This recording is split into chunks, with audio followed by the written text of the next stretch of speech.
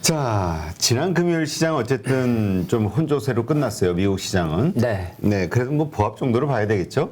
네.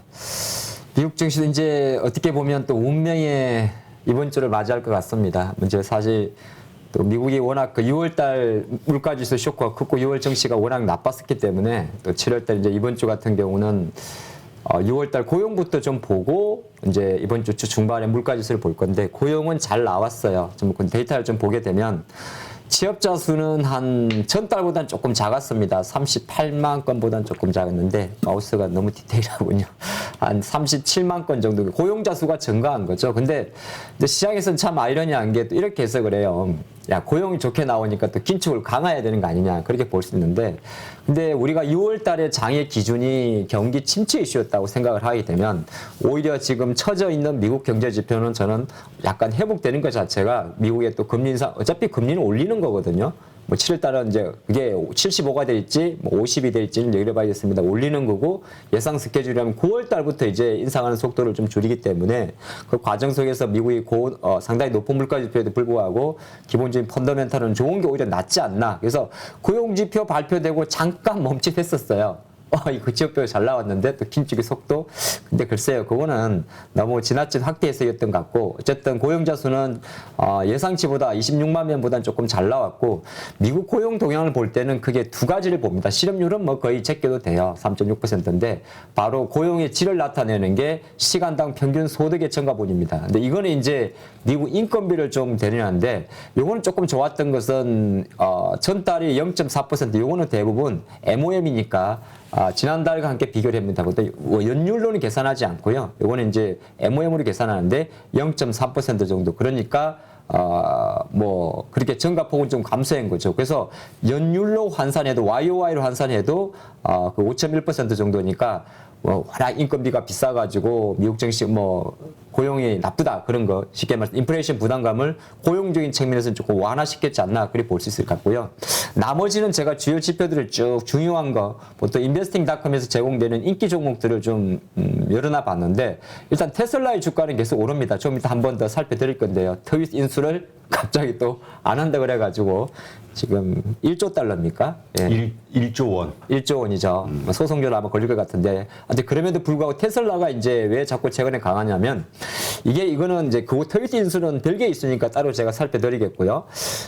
테슬라가 6월달 차량 인도분이 증가했다는 내용이 있습니다. 그러니까 테슬라가 뭐 아시겠지만 차량 그 공장 뭐 상해 봉쇄라든지 이런 것 때문에 2분기 인도량은 30만 대 정도로 못 미치지 않습니까? 그래서 전기차 이거 참 생각보다 속도가 둔한데 싶었는데 또 6월 한 달 놓고 봤더니 또 증가했다는 이슈가 있었어요. 그런 게 좀 호재로 작용을 했고 유가 같은 경우는 지금 사실 이 유가가 지난주에 너무 급격하게 빠지면서 좀 쇼크를 줬었거든요. 경기 위축을. 그렇죠. 근데 유가는 지금 여기서 또 올랐으니까 아이고 또 큰일 났네 이렇게까지는 아니에요. 사실 유가 밴드는 어느 정도 수요와 공급 이슈, 수요는 수요대로 경기 침체 이슈, 공급은 공급대로 또 바이든이 이번 주에 사실 중동 순방 예정돼 있습니다. 네, 사우디.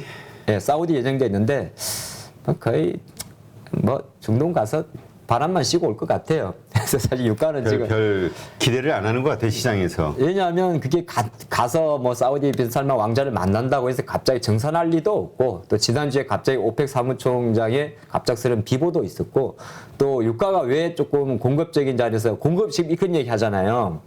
뭐 러시아 전쟁이 어떻게 될지도 모르는데 계속 주변에서 이야기를 하는데 러시아산 원유가 공급되게 되면 물량이 늘지 않겠느냐. 근데 미국이 어떤 짓을 했느냐. 이건 요걸 바이든은 저는 약간 어리멍텅한 이야기를 해야 될 것 같은데 미국 러시아산 원유의 공급의 상한선을 미국이 정해버리는 겁니다. 배럴당 뭐냐 40달러면 40달러로. 그러면 러시아가 푸틴이 뭐하러 지금 출애를 하겠어요?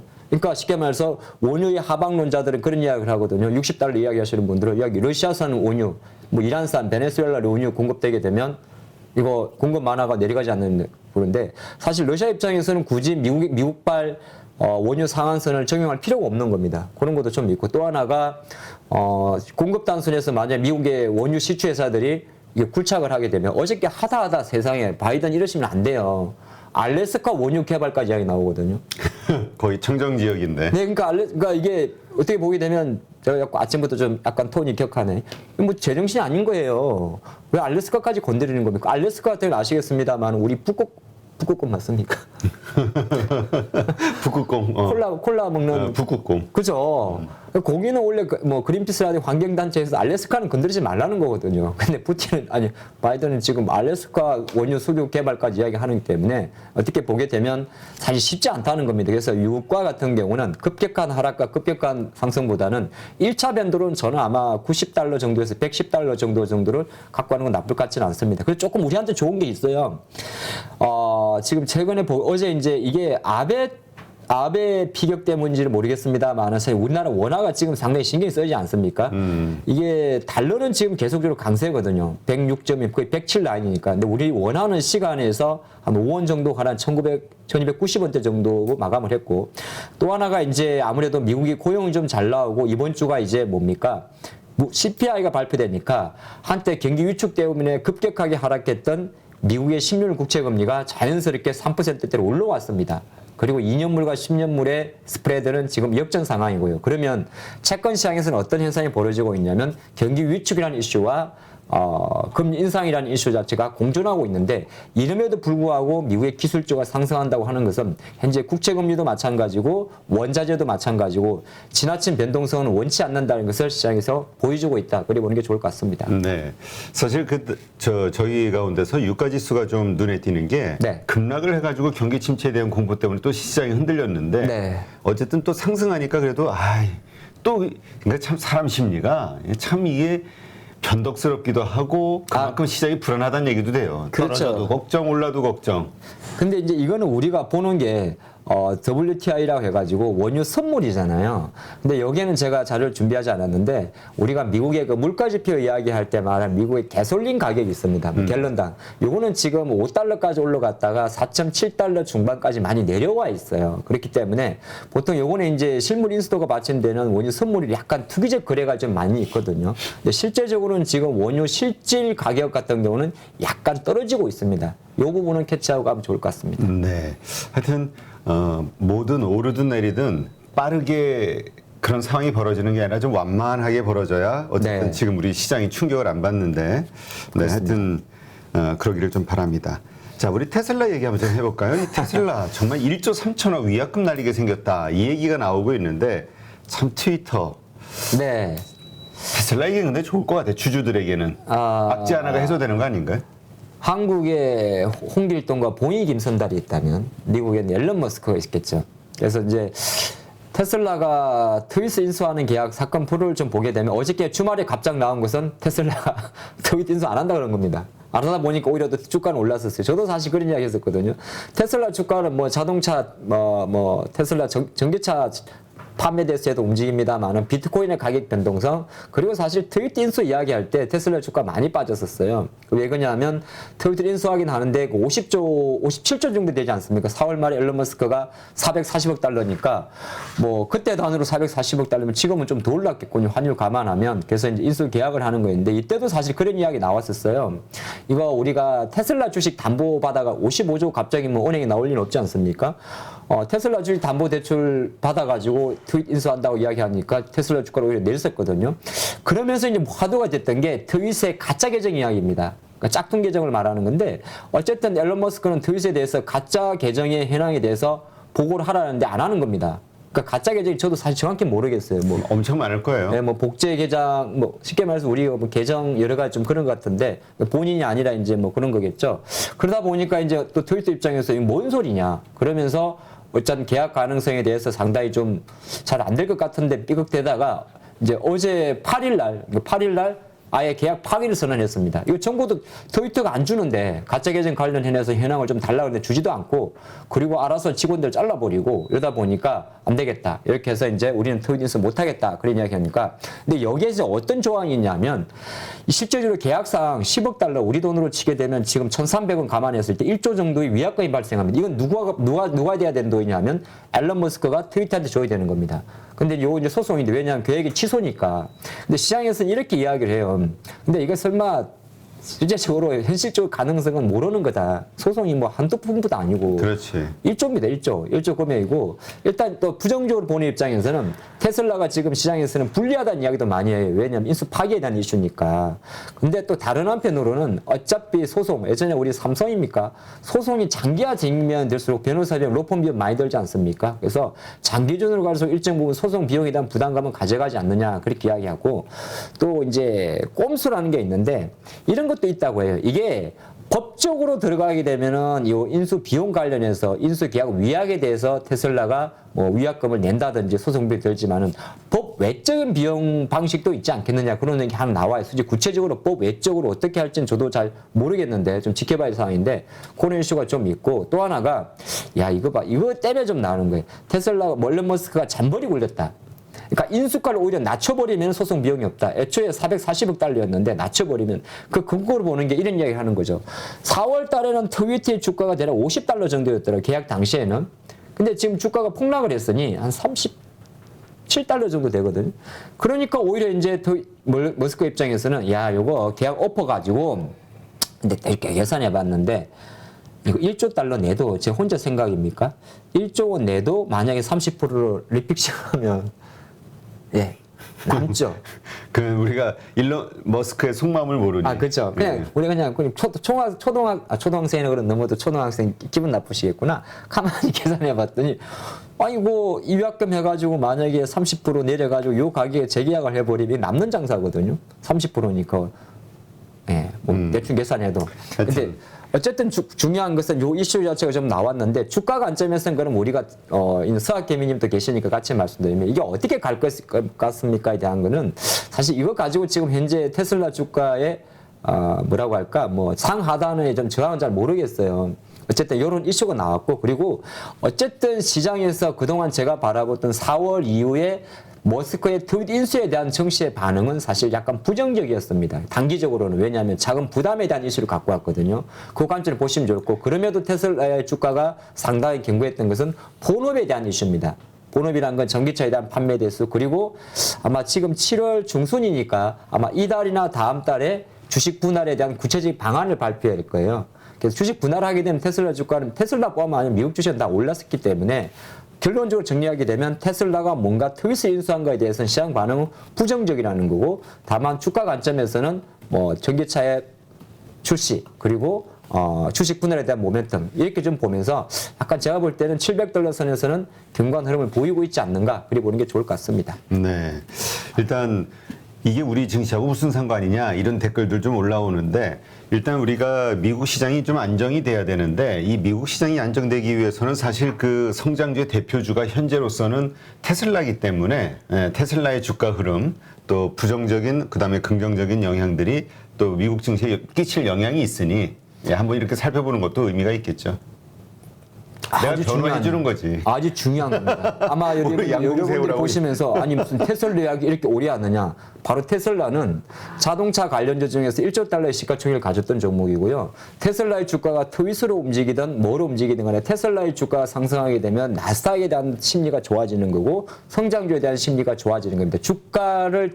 주가의 움직임 자체가 그 정도 위치에 있는 거거든요. 그래서 제가 트윗이라는 인수를 갖지만은 국내 관련주 테슬라 올랐다고 현대치 기아차 오르는 건 아닙니다. 하지만 테슬라가 오르게 되면 코스닥이 움직입니다. 그 포인트를 잡아가면 좋을 것 같습니다. 네, 알겠습니다. 자, 일단 중국 소식도 좀 있죠? 중국 소비자 물가가 2년 내 최고다. 네. 인플레이션 역시 이제 우려가 있는데, 근데 사실 중국은 디플레이션 걱정해야 될 때다 뭐 이런 얘기도 있긴 있었는데.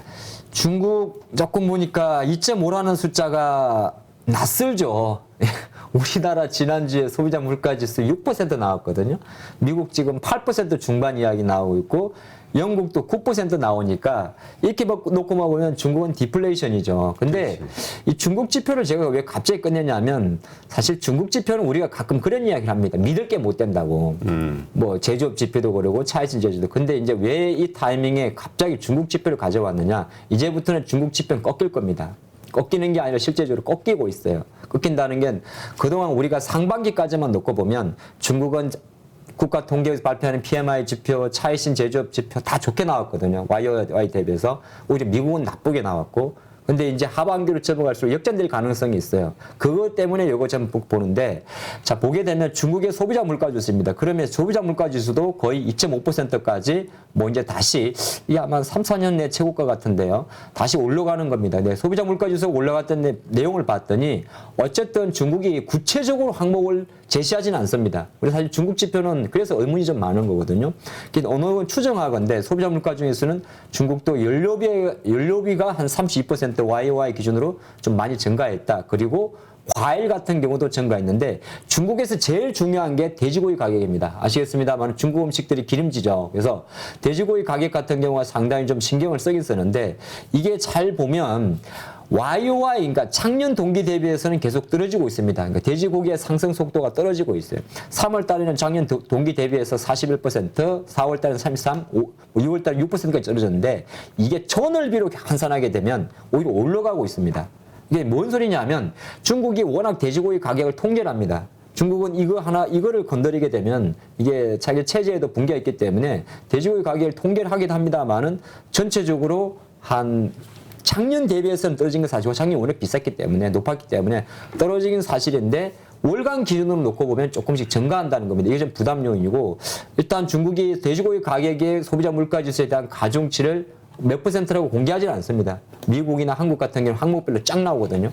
쫙쫙쫙쫙쫙 뭐 가솔린 가격 얼마 학원 몇 개 중국은 공개하지 않습니다만은 시장에서는 대략 2% 정도 되지 않느냐 그런 이야기인데 포인트는 그런 겁니다. 중국이 이번 주에 또 물가지수도 발표되고 합니다만은 지금 중국 같은 경우는 이제 6월달 지표부터는 전월 대비해서 어느 정도 경기 관련 지표 자체가 조금 부담을 느낀 게 있기 때문에 일정 부분 그동안 상반기 동안 중국이 독야청청 강한 흐름을 보였습니다만은 하반기로 접어들수록 이제는 디플레이션에 대한 우려가 있고 그러다 보니까 지난주 중국 증시의 반등 속에 하나가 중국이 뭐 부양책을 펼친다 그런 내용이 나왔었거든요. 예, 그런 거 조금 이제 그동안의 낙관적인 중국 지표는 일정 부분 둔화될 가능성을 조금 열어두면서 보는 게 낫지 않나 그 생각을 해봤습니다. 네, 알겠습니다.